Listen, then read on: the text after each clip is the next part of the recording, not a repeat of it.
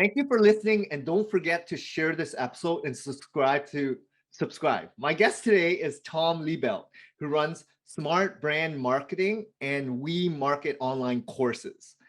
He has done it all, from owning a coffee shop, retail stores, record labels, doing music, hip hop, I imagine. Thanks for joining me, Tom. I'm excited to learn a little bit about you, your history, and maybe start off with sharing with the listeners, how you got started in this world of entrepreneurship, and go as far back as you would like. Well, going very far back, it's, like we spoke before the podcast, humble roots, man. Humble roots. Like I was in Poland, and my dad would smuggle stuff in from Germany and sell it in soccer stadiums in Poland. And I would sort of make those trips with him sometimes. Like my job as a 7-year-old would be to lay down in the back of the car seat. And when the customs officers came up, I was supposed to cry and scream and make sure they move away so they don't search the back seat. And then, at the soccer stadiums, I would help them sell stuff. And then, as they dropped me off to other family members that did stuff with Russians and stuff, like it was a very interesting kind of street knowledge type of upbringing, but a lot of business, like he made money doing whatever he could. My mom was a teacher, so pretty normal career, but him, it was a lot of business stuff. And it's sort of, I guess it planted a seed that does that for us sometimes, right? Like we see, parent and their friends doing something. And I was like, I think I'm going to be a business guy when I'm older. Like that's kind of the identity I formed when I was around that age. And also I thought I was going to be a musician, and an astronaut. So back then, 3 things, which 2 of them I succeeded, and the third one was just too much work. So I think I let that go. But who knows, right? Like now with the space travel, it's expensive, but it's actually possible that before I finish this journey, I might actually become the third one too at some point. So that's what happens.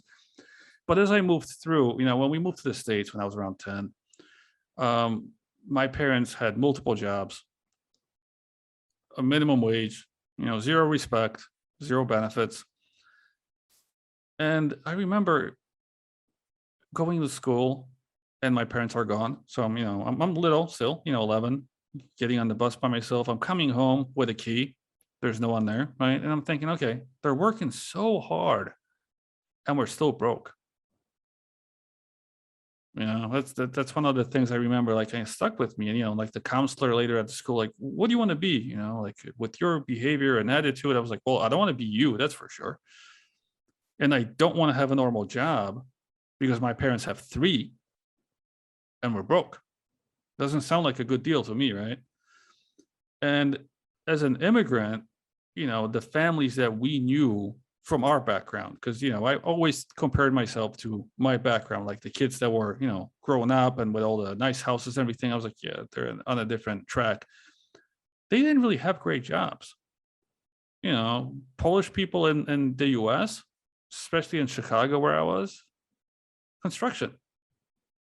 That's what all the Polish people do. When we went to New York to see some family, they did roofing, which again, part of construction, right? And I was like, well, yeah, it doesn't sound amazing. I'm going to stick with my business plan. And that's kind of how the journey went. Like I was able to sell some weed in school to make some initial money, and then co-owned a record store with a couple older kids because I was still too young to own anything. I was like 16. So they, and then moved on from there to music. I wanted to get that out my system. We moved to New York for that, worked in recording studios, then had my own where I produced stuff. And we had a documentary crew from Poland come in and do a whole thing on us because we were doing music. And I got a whole bunch of sales jobs after that just to kind of figure out how can I make the business work? Because, sales are the backbone of everything. So I kind of went through that and then moved on from that to a coffee shop, realized I hate that. I don't drink coffee. I don't like brick and mortars. and moved into the online space. And ever since then, it's been just an online kind of journey. Initially SEO business, then a generic marketing company. Then we niched down a little bit to e-commerce and then into online courses. Then we sort of went full speed with that. And we also published like 5,000 Kindle books as a side project and filmed a documentary in Bangkok on digital nomads. So a lot of stuff, right? But it's like, it all kind of follow a certain path. Like every time like I felt, and this is how you sell things too to other people. Every time I felt like I'm in this current situation now, I don't like it. How do I get to the next one? And make the steps for that. And when things got comfortable, make more money again. I'm uncomfortable again. I don't like the situation. And what do I do? Or I'm bored. What do I do next, right? And that's sort of how everything happens. I get bored a lot and I'm very unhappy with current situations because when things work really well, they become boring. You've seen it in your business probably. The stuff that works is always boring. And then, you figure out, like, well, I'm unhappy because I want to scale this business, or I'm unhappy because my profit margins suck, or I'm unhappy because I'm spending too much time with clients, and this is how different things kind of happen and move forward. But yeah, that's the business journey. We all go through the same thing as business people. That's amazing. That's a great summary of your life so far. But I want to drill down on a couple of those bullet points that you mentioned. Sure. Okay? So if you don't mind sharing, I know you mentioned you were in Chicago, and you kind of had these businesses with others, right? Was the reasoning because you had seen it from your dad of the hustle, like the mindset of really working hard to make some sort of income or money to survive, or was it really to get ahead?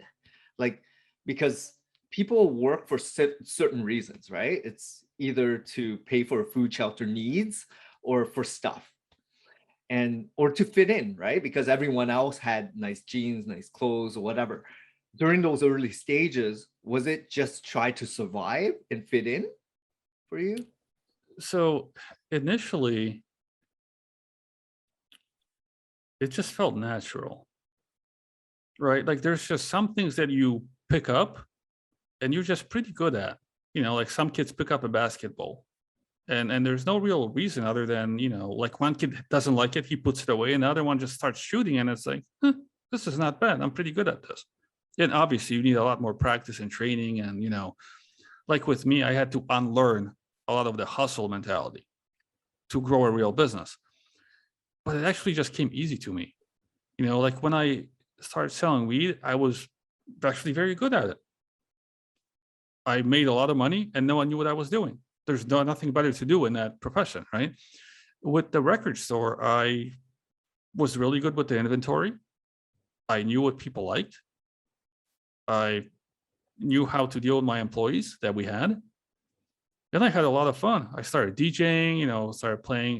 You got to think, as a 16-year-old to DJ because you got this record store at bars, clubs, raves all over the city. I mean, that lifestyle was quite fun. And it just happened naturally because the older guys, that's what they were getting into.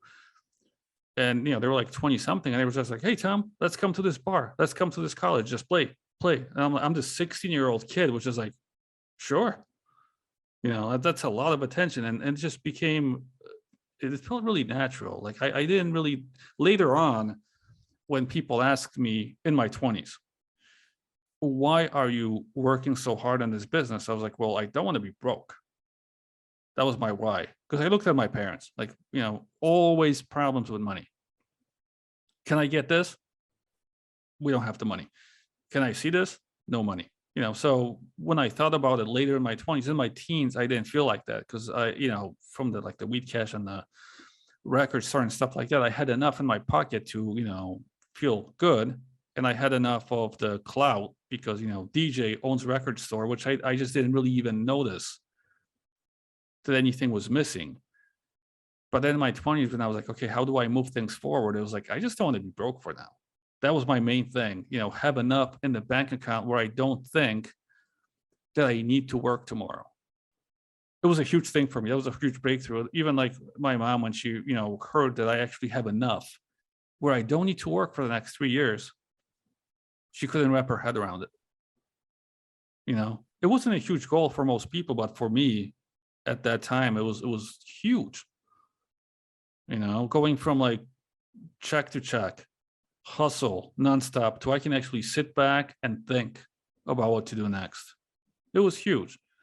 Now my thinking is more, how do I get ahead and how do I fulfill certain things? But in my 20s, very much don't want to be broke, period. And in my teens, it just felt natural, like picking up a ball. No, that's great insight. And I love that honesty. So question I would like to ask you, Tom, is in your 20s, I know you came to a realization you have a couple years worth of savings. What was the next goal for you? Because you probably started seeing some of your friends just starting their career, right? Starting to get into the workplace, starting to learn a new skill, right? Getting their resume up to speed, working at big companies or whatever, that 9-to-5 rat race. And you've already been doing that for 5-10 years before that, right? Like working in your teens. Like, who are you trying to associate and mimic? And, what guided you to continue pursuing entrepreneurial journeys versus doing what everyone else was doing, like your friends or colleagues or whatever it may be? Yeah, so a couple of things happened. I didn't really have anyone I wanted to be like. Unlike right now, back then we didn't have that many people to look up to other than, like the big guys in books. So I would read a Warren Buffett book, but that didn't really apply to me. Yeah. I would read about some CEO from UPS. That didn't apply to me. Some huge startup with $1 million of funding, or, someone built Netflix. I'm like, none of this applies to me. I don't have any of these connections or type of cash flow, or chunks of cash, which they had. So I had to pick my own route. And, with some of the savings, I was like, well, I'm just going to hustle harder.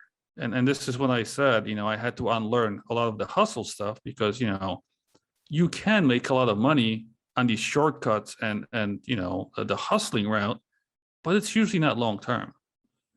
You usually hit a wall or you're about to go off a cliff, which you don't even see. But to address the other question about the jobs, so there were about 3 years where I went corporate to get my sales skills up. So my play was that I'm going to work for every corporation that I can find that wants salespeople, get trained by them, do some work, and leave and move on to the next one. And I did inside sales, outside sales, retail. I did every type of sale possible, from selling nonsense, like life insurance, selling dreams, selling Nestle, which just bottled water, to businesses, B2B. I did B2C also, moving services, warranties, stuff people love.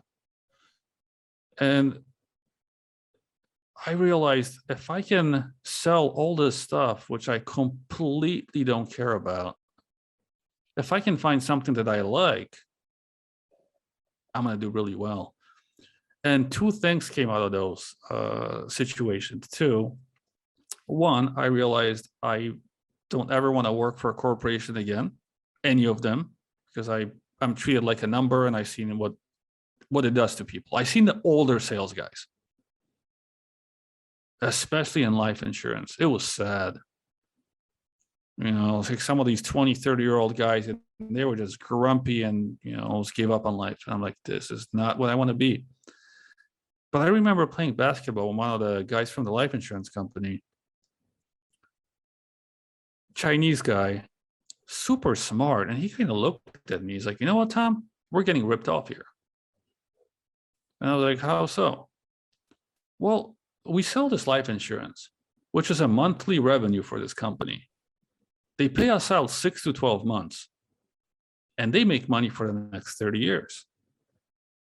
What if we had something where we can sell 20 people and make money for the next 30 years, we'd never have to work again.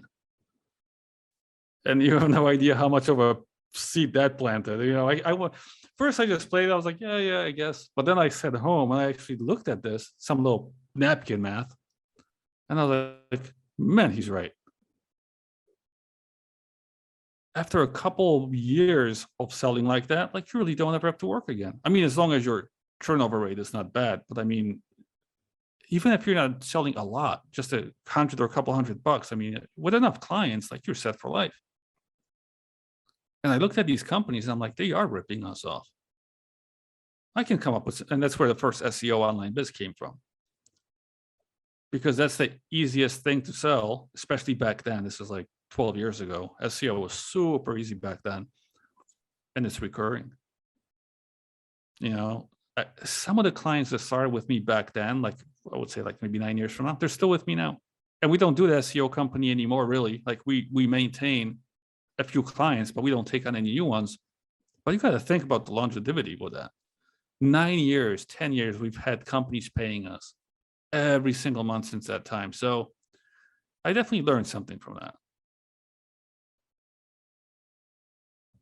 No, that makes total sense, right? Like sales is definitely the biggest asset, skill set in business entrepreneurship that a lot of people don't even think of when they start a business, right? Yeah. They feel Yeah. it's product and services, and they feel like, yeah, you can procure, you can supply chain, you can operate, but really, if you can't sell what you have, then there's no buyer, right? And that recurring revenue model, I was very interested in that because I worked at Yellow Pages. I saw it. I worked at affiliate online businesses, and I saw how important and how sustainable it is. And just like life insurance, it's more like monthly, but then they get the rest of the months, right? And the lifetime value of that customer could be 5, 10, 20 years, and there's not much maintenance going on after the initial acquisition of it. So yes, it's an upfront acquisition, might take a little bit more time, effort, or resources, but the tenure of it is making sure that you fulfill on your deliverables, and they're going to be there for you for the rest of your life, right? So understanding that whole concept is interesting. And so question I wanted to ask you, because I know you were residing in Chicago. When did you relocate, and how long ago, and why? Well, in my teens, I was around Chicago. Like my parents first moved to Chicago, then we moved to a town which was like 45, 50 minutes away. So it was a suburb pretty much, but I still spent a lot of time there. And then I went to school in Florida for a year and a half, audio engineering school. And then I went to New York. So all of my 20s, I would say 8, 9 years I spent in New York. My music career, record engineering, all the sales jobs, everything happened in New York, mostly in Brooklyn. Okay. And the reason, I kind of want to mention Brooklyn is because that's where I had to do a lot of my door sales. And you can imagine that neighborhood was not very pleasant to walk around and sell door to door. Not the most welcoming neighborhood. So I learned how to deal with some characters. And not only have I learned how to take no, for an answer without really feeling anything, but deal with some really difficult people. So then when I moved to the online world, it became super easy, super easy. Like it went from difficulty 10 to difficulty 2. And it's just an environment. When you actually get hit with the door by the business owner, it's a little different than someone just saying no on Zoom and logging off like I feel nothing. So it helped a lot. So I had all my sales training in New York, and they sent me around Harlem, Manhattan, Queens. I did a lot, Long Island. So I've done a lot of the difficult, like the real New Yorkers, get out of here type of environments, which were healthy for me. I hated it for a long time, but I got to say, it was the best thing that could have happened to me. If I sold in a place where everyone was nice, like maybe somewhere down south, like I moved to Atlanta later on, it wouldn't be the same. It's not the same when someone very nicely tells you to go away. You don't get that same type of hit if someone's like, get out of here, don't ever come back again. oh, you're a sales guy, and just hit you with the door, right? So it toughened me up. And That's you need that amazing. in business. You Yeah. need that in business. You need to have a thick skin, or you're not going to sleep well at night. I sleep very well. But it also boils down to the threshold, right? Like you and me alike, we're originally salespeople, right? Who Yeah. got it from the streets to then learn about the business sense of it all. And with that thick skin that you mentioned, a lot of people who start businesses or get into it, their thickness of skin, like whenever they get rejected or they get hung up on, or someone, says no, they break down. Their Yeah. threshold is so weak that for us, we can get thousands no's, and that next yes will make our day. And I would ignore everyone else. Like, Yeah. because we were trained with a habit of doing things that doesn't really affect us emotionally. It doesn't really, connect us in the mind as well, right? Like a lot of people just are weak. I don't know how to say this, right?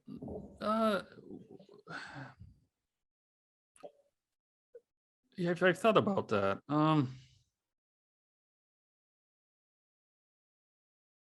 It's like having stage fright, Yeah, public speaking. Yeah.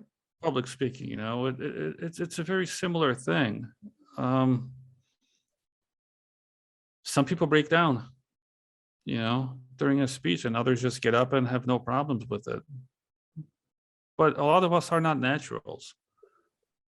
The thing is, if you know what you're doing, because I've performed on stage quite a bit, first as a DJ, then with the hip hop, and so like I actually realized that if you really know your stuff, it's pretty easy to catch your groove when you're on stage, and forget about people watching you. But the problem that a lot of business people have, and this is where a lot of this fear comes from, is they're really unsure of themselves in the first place. Yeah, self-confidence. Yeah. Well, even whatever they're selling, is my service really good enough? Is my product good enough? They focus on that much more than just putting the message across to the person, having them buy in and just figure it out later. There's a lot of emphasis on why should I even sell this? Why should people listen to me? I find that a lot with newer business people. Yeah. That's in the back of their minds, like a lot of uncertainty. Like no one's taking me seriously. And that happens to all of us in our 20s. Just, it's fine, get over it, it'll be okay,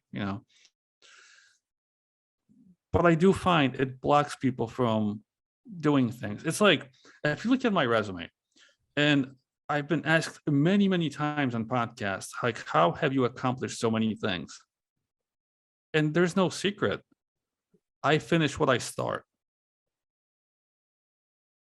Most people don't finish their projects. And yet we know that the first 90% of a project, and I always laugh, is much quicker than the last 90% of the project. That last 10% is like the 90%, which no one wants to complete. And that works with everything, with a service, with an app, with anything you're building. That last 10% is going to be so annoying. But you're this close. You're always that close to finishing it.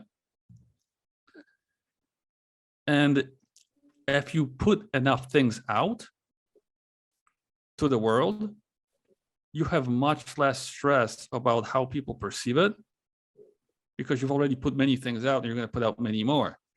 Then if you're that person that tries to get this one thing done and put everything else aside, and this is your only shot,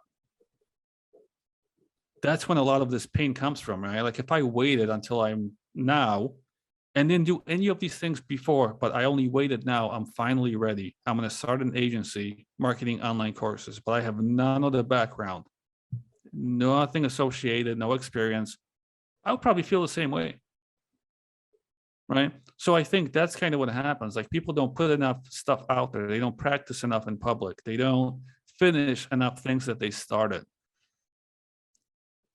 Because if you do, you stop caring so much. People don't like this. So what? I'll put out something else tomorrow. And you also quickly realize that people don't think about you very, very much. If you put something out, they'll forget about it much quicker than you will. And then, in a couple of weeks, they'll be, oh, you have this out now. I like this. They won't even remember that you just completely failed with something previously. They don't. People don't care. So I think, it's a bit of a mindset thing, maybe. I don't like talking about mindset too much because I think it's kind of easy, if you just follow the right steps. But it sort of is. Like if you think about creation wrong or putting stuff out or how people think, or it's definitely going to stop you. And but see, it's different when you're an entrepreneur that has been successful and been doing it for so long. A lot of people give up so quickly.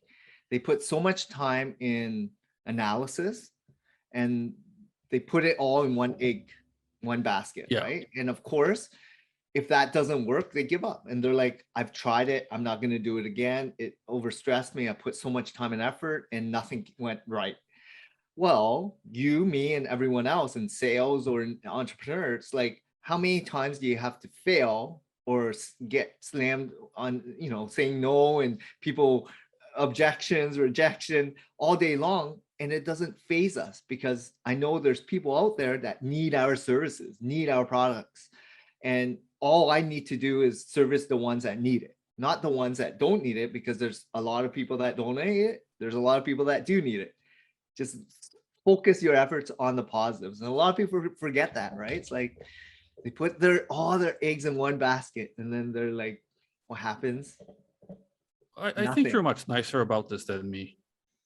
I actually tell people, like, maybe this is just not for you. Yeah. Business is not easy. It's not easy, for sure. I think Elon Musk just put a tweet out, which I really liked. If you need motivation in business, you shouldn't be doing business. Yeah. Sure. It's not easy, right? And putting all your eggs in one basket, what are you doing? Crappy stock investing? I mean, seriously, it's like, what are you, picking meme stocks and hoping it's going to make you a millionaire? It's just, some of this stuff I think is common sense. If you have nothing after 5 years but some good analysis, man, you should go work for a Wall Street firm. They pay for that. Well, people have short-term, everyone wants quick fixes, quick results, quick whatever it is, right? But in reality, in business, in education and skill, it takes time to harvest these new skill sets from habits.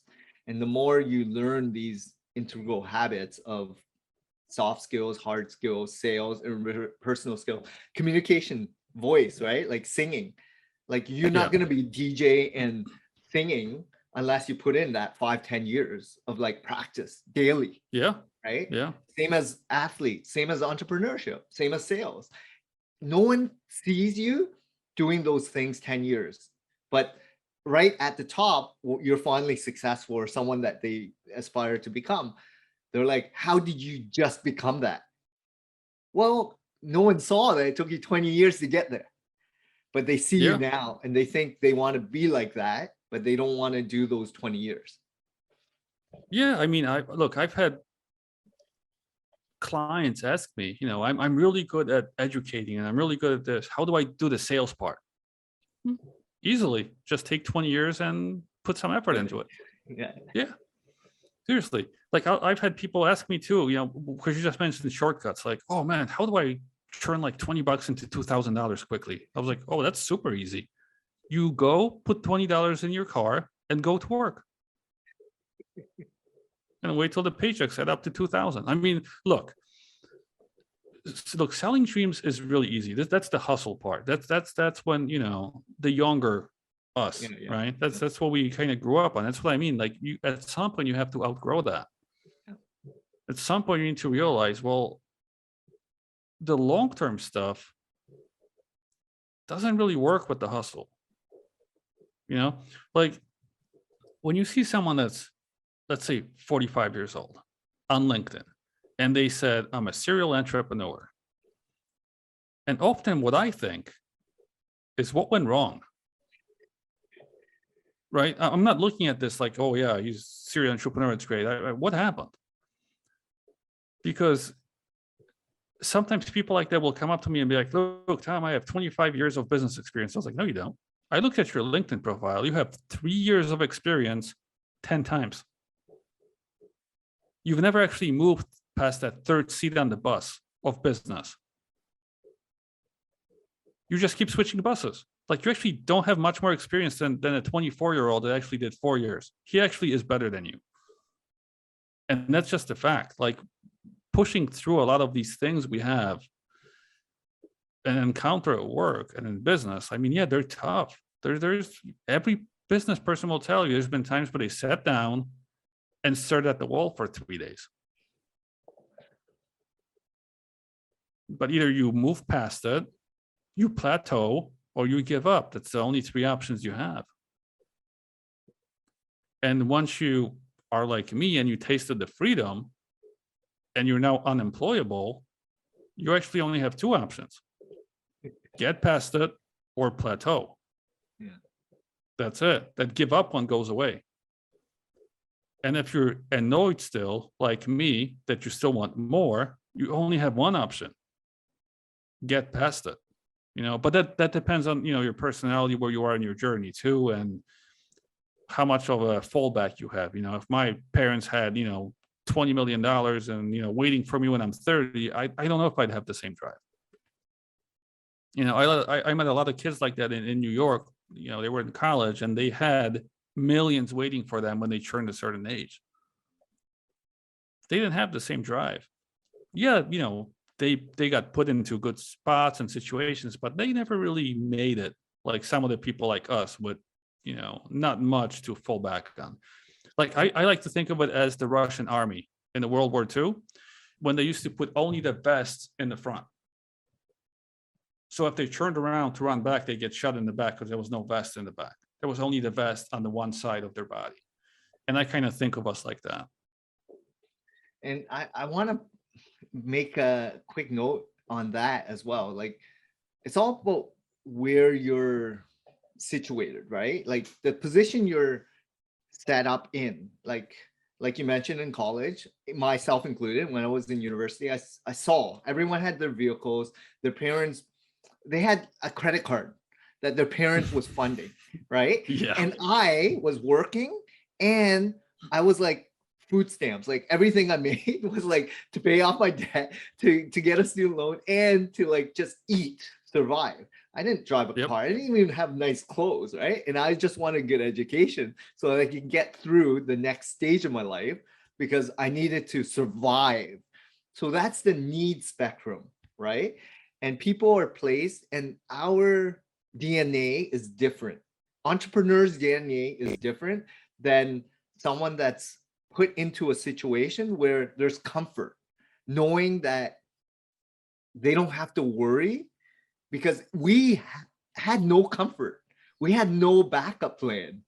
It was it, right? It's like we dictate what's going to happen, right? And we're in complete control of it. And if you fail, there's no plan B, right? It's like you're on the streets. You got to, make sure that you can survive to sustain yourself in the future, right? And look, I think us as immigrants, I feel like the first generation people that understand how hard it is, how the struggle is. A lot of people don't feel the struggle. They don't know what it would be like to live like that. But we know how it was, and that's why we don't want to live like that ever again.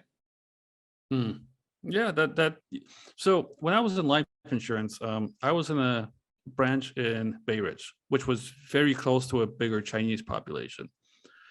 And I did training with one of the Chinese guys, and we became pretty much best friends. And, he would come up to me sometimes. Chinese, very business oriented, much more than Polish. So I always asked him about things like that too, business related. But he'd come up to me and say, you know what? You're like a brother to me. And I said, what about these other guys here? There's so many people, right? He's like, no, they're too soft. They're too soft. And I asked him a couple of times, he's like, and he said the same thing, like just the immigrant, background. We think differently. Look, we both came, I remember he said that we both came to the country and we both had everything taken away from us. Right?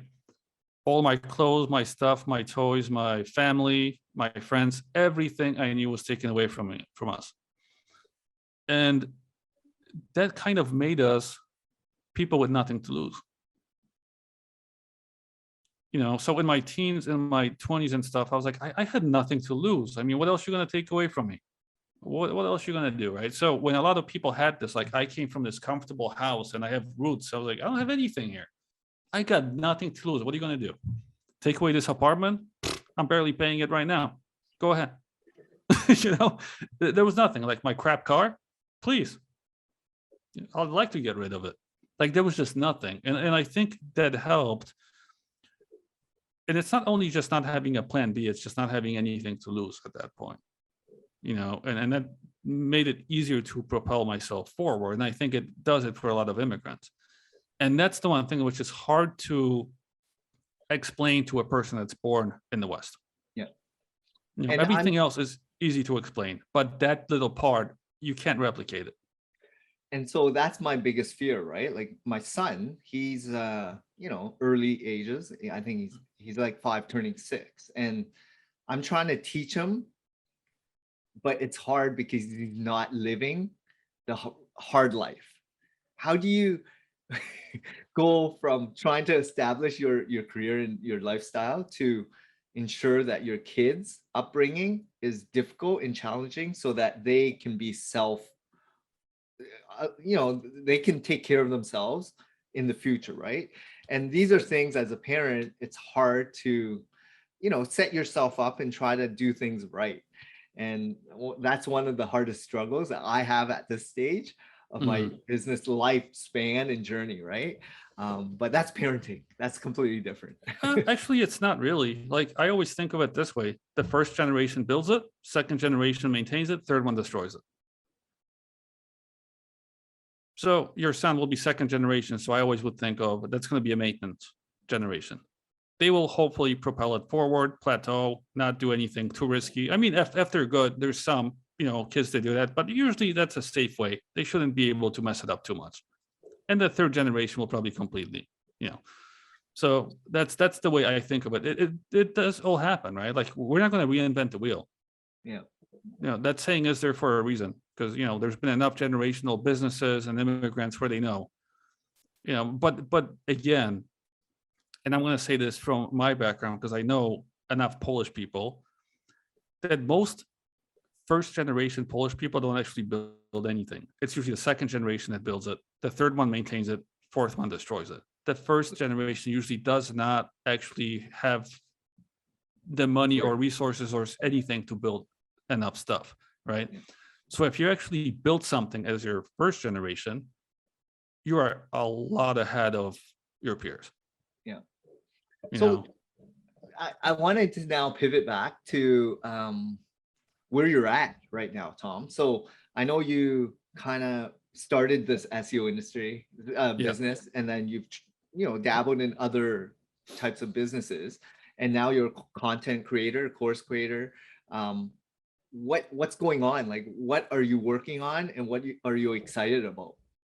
Sure. So at the moment, we are running a very comfortable high-end boutique service agency.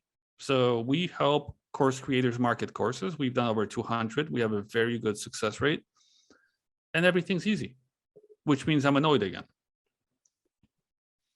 So what we're doing now is we found another niche and we are building an app in that niche to build something that's going to go into quite of a big industry and can scale. Like the competition in the industry makes between 10, 20 to up to 100 million per year in revenue. So, I have something that's working, that's great, and I'm comfortable with, and then I have the next project always, right? And the content creation and stuff, that's just extra. I just enjoy doing it. But that's really the moment, right? Like as soon as you get comfortable, you should get annoyed. Unless you want to plateau. with me, it happens every single time. As soon as I'm like, oh, business is easy, we're getting leads, have enough clients, we've been booked for years, the first thing I feel is not happiness. I'm annoyed. What next? What are we doing now? Because there's nothing there, right? Like we can maintain this like this forever. And the main thing I thought with the agency is like, well, I have two choices. I can grow the agency, which is going to be a huge headache, lower margins, more clients, more employees, more just nonsense left and right. Or we leave it as it is, which is a good cash cow when, we're doing great with the clients. So nothing to complain there. And we build something that can really, really scale. We can make an exit. And, and that was sort of the path we took. So we're working on that now, and it's in the early stages, but we're already talking with VCs, and there's a lot of excitement around it, like internally. That's amazing. So when did you decide to leave America to relocate, and what was that like? Well, I don't know about Vietnam, but in Poland, every person that leaves Poland has a dream, and that's to go to America, make a lot of money, come back, and live like a king.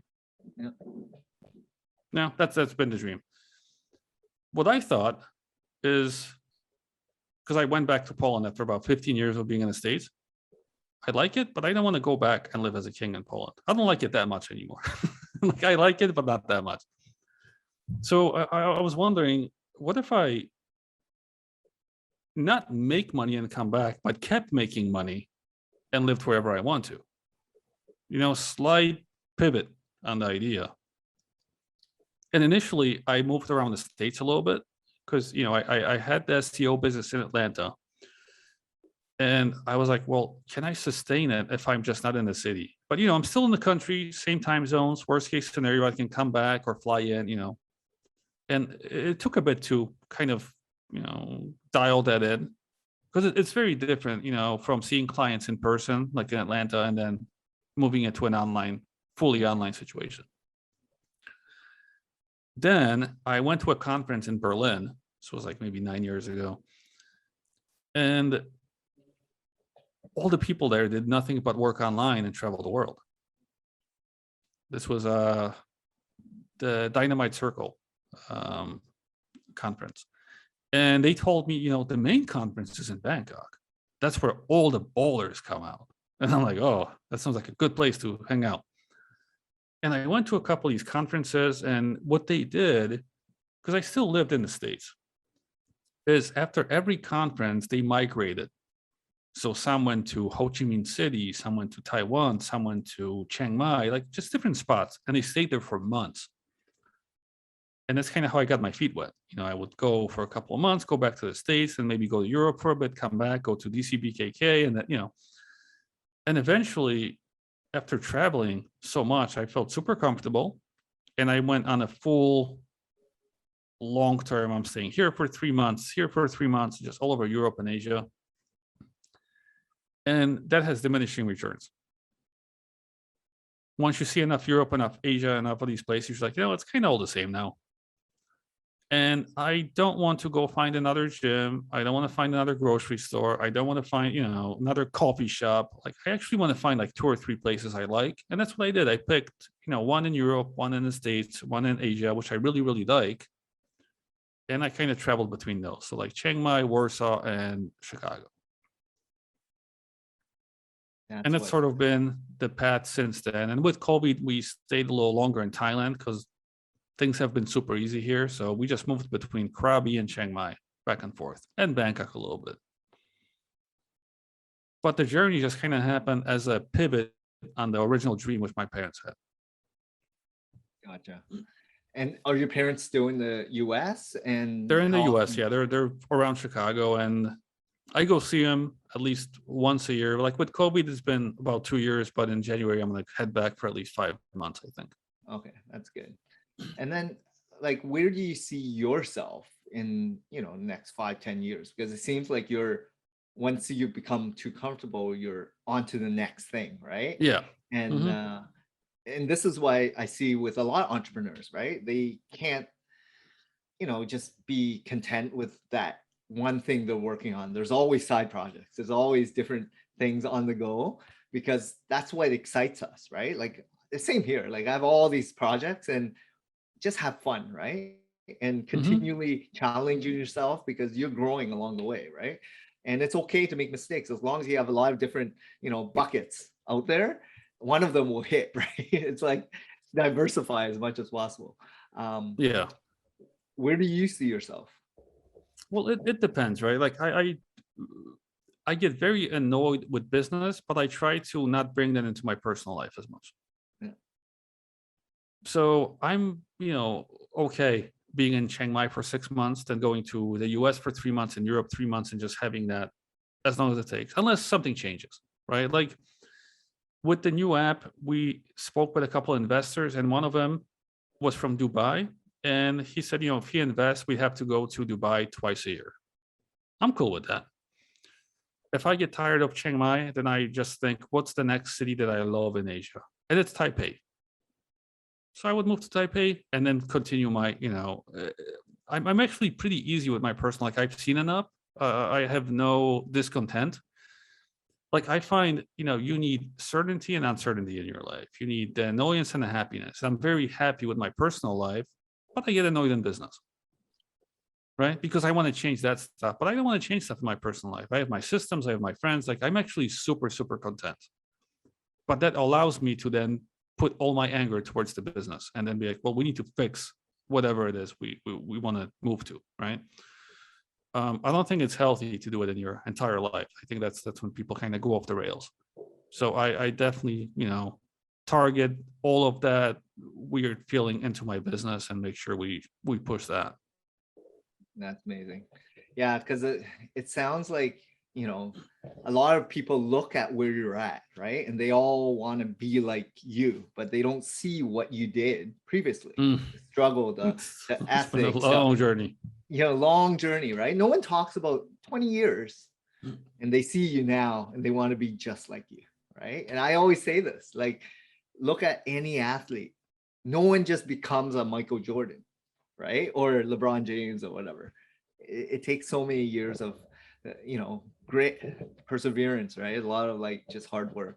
So I love that. Yeah, the thing is, I've always thought about people who say that, but do you really want that? Like for example, like people would say, I want to be like back when I was younger. Oh, I wish I was like Pac, Tupac. He was rhyming so well. I was like, really? Yeah. You want to be shot when you're 26 and then be in jail how many times and then get shot again in Vegas? And then, I mean, really, that's what you're looking for?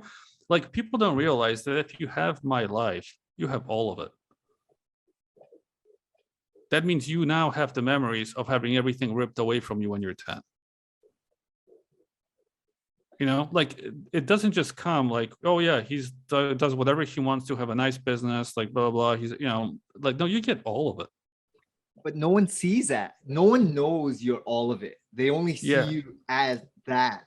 Right. But everyone knows their own situation. Of course. And what you have to realize is that everyone's situation is just like that, but in different ways. Yeah. So all the crappy stuff that you think about your life and all the good stuff you think about your life, that next person has the same type of stuff. It's going to be different. Yeah. But trust me, the more ambitious they are, the more dark stuff happened in the past. I always find that with the most successful, most ambitious people, like they went through stuff. So if you want to become a person just like that, just understand that there's going to be a lot of stuff you're going to have to learn how to handle. It's true. And being an entrepreneur, it's not for everyone, like you mentioned. Being in any skill, you got to persevere, you got to put in the time, and you got to learn as much as you can. Don't give up, like you mentioned, right? You got to follow through at the end. Yeah, the problem is that the media over the last 10 years just spouts nothing but business porn. You've noticed this. Of course. This guy made 10 millions of an app. This guy just got picked by Shark Tank. This guy, like, all they do is show this business porn, which is not reality. But that's what people eat up. Well, and I what mean, sells, yeah. right? And what's the attention and what gets viewers, gets the audience all excited to try it, to, that's the whole PR machine, right? Yeah, Of but media. excitement doesn't sustain you over the 10 years you're gonna have to go through. It's got to be something deeper. Either you pick up the ball and you're just good at it, or there's got to be something else that's really driving you. And then I've met people who were just not that good at it, but they had the drivers, and often, it was something to do with their past. Yeah, I think upbringing, the roots, the values when you're young ingrain you in so much deeper levels that, when you are in your teens, when you're in your 20s, you kind of see how it's impacted your life. But if you had too much of an easy path, it's hard to endure challenges, right? Like you're not going to be in the same situations because you're never going to see it, right? Like the dark sides of it all. Yeah. Right. So Tom, this has been really great conversation. I loved it. I know you're up to a lot going on. Stay connected. What's the best way for people to reach out to you, check you out, or hit you up? Smartbrandmarketing.com. If you just go there and hit the contact part, I'm easy to reach. And if you need the services, it's wemarketonlinecourses.com. Also very easy to find. Okay, perfect. So I'm gonna add that in the show notes. Awesome. I want to thank you for your time. Great insight, great value that you brought to the table. I'm very grateful for having you on the show. And if there's anything you need, we can hit each other up, offline. If you're ever in Canada, let me know. Yeah. I'm a big Raptors fan. I love basketball, by the way. So sweet. I'll take you up. I would love to do that. I'll actually take you up on that offer when I go to Canada, for sure. Yeah, Toronto. I mean, I've been here all my life, but I love traveling too. So anytime I'm in Asia, I'll reach out to you as well. 100%. But Tom, great getting to this discussion. Great on this mindset of entrepreneurs, because it's hard to find someone like you or myself that actually enjoy what we do. So, yeah. Thanks a lot. I mean, I'm with you. I'm with you on that. Well, thanks a lot, Tom. I'll talk to you soon. Take care.